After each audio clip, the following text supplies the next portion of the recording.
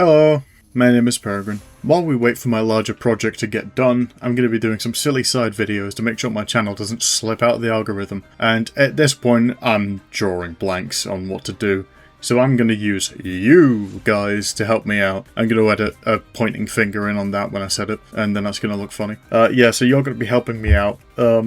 So using the combined power of Peregrine Productions, Sinky29, Jeremy Chambers, and This Person Is Real, I bring you the first ever Peregrine Productions Community Suggestions video. The aim of this series is to give me a little bit more time to work on better projects, engage community interaction, and to cover things that I don't really think I could make into a full video. For example, Venture. As a character, I love Venture, but there truly isn't much to say about them. Lore-wise, they're still outside of the main story, obviously going to join Overwatch at some point, but they aren't there yet.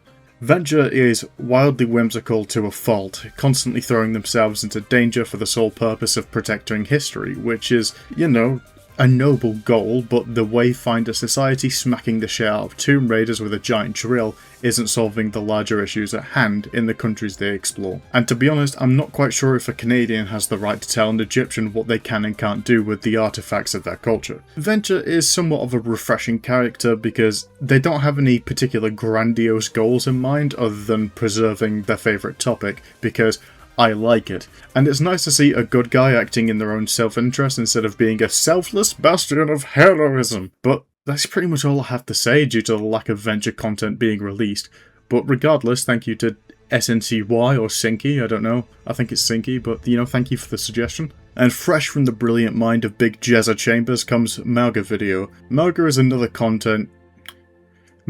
character similar to Venture, where he is refreshing, but there's not really much to go off. Similar to Domina, Mauga is a brand of pure evil, which Overwatch was lacking. As I said in the Domina video, most of Overwatch's villains have ulterior motives or understandable backstories or grandiose plans, when in reality this is rarely the case. Domina represents white-collar crime sociopaths like Nestle or oil giants. Meanwhile, Mauga represents blue-collar crime and genuine hands-on violence. He's closer to someone like Jeffrey Dahmer or a US Army member in Vietnam, completely rotten in the head, killing for pleasure with no hope of redemption or recovery. Mauga is a true blue sadist, and it's brilliantly reflected in his kit. His passive and his E are both excellent representatives of his sadistic nature.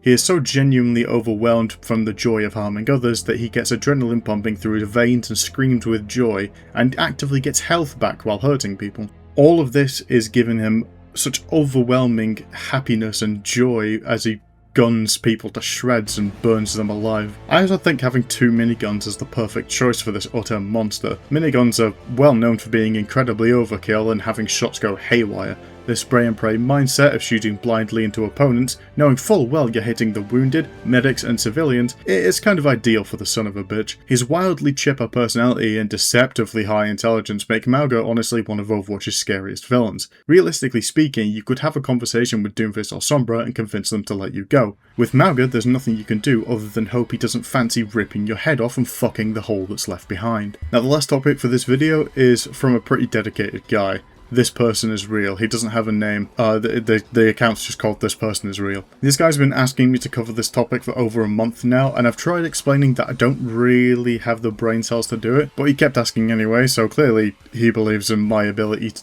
give it a go, so I'll give it a go. For those who don't know, Flanderization is a concept in media where a character gets one of their traits exaggerated until it becomes their only characteristic. This obviously stems from Ned Flanders, who went from a single dad doing his best, who was also Christian, to a Christianing the Bible while Bible bashing the Christian and the Christianing all over the Christ cock. I think there's valid criticism there. Now, the commenter focuses on Junkrat as an example. In Overwatch 1, Junkrat was a little more complex than he is now.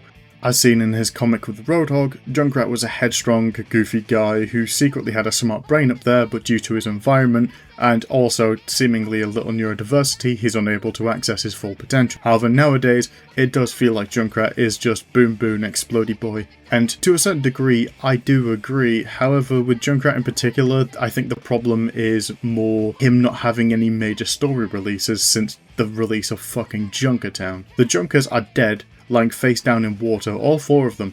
Oceania has been completely abandoned by the Overwatch devs.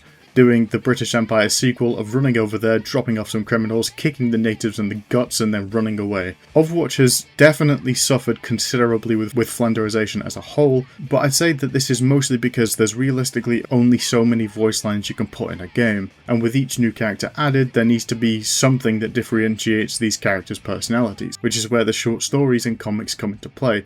So while yes I do agree with the comment to a certain degree, I would instead implore you to check out Overwatch's media tab to get a deeper look at some of the characters. Except for Junkrat though, I think he died of a fentanyl overdose on the streets of fucking Perth. Oh yeah, sick cunt, I'll fucking swoop your